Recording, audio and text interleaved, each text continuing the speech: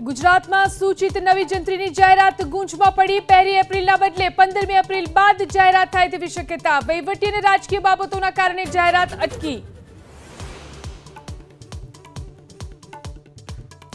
ગૃહમાં ધારાસભ્યોની વર્તણૂકથી ફરી અકળાયા અધ્યક્ષ। ભાજપ કોંગ્રેસના દંડકને આપી સૂચના। ગૃહમાં શું કરવું અને શું ન કરવું તેની શોર્ટ નોટ આપો ધારાસભ્યોને।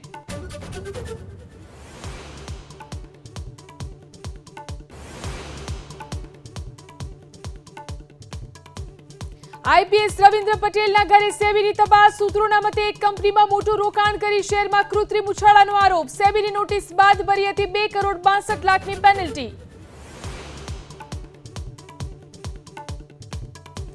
ગીર સોમનાથ જિલ્લામાં દર્દનાક ઘટના। માઢવાડ ગામે દરિયામાં ડૂબતા 2 બાળકોના મોત। 6 કલાકની શોધખોળ બાદ બંને માસૂમોના મળ્યા મૃતદેહ।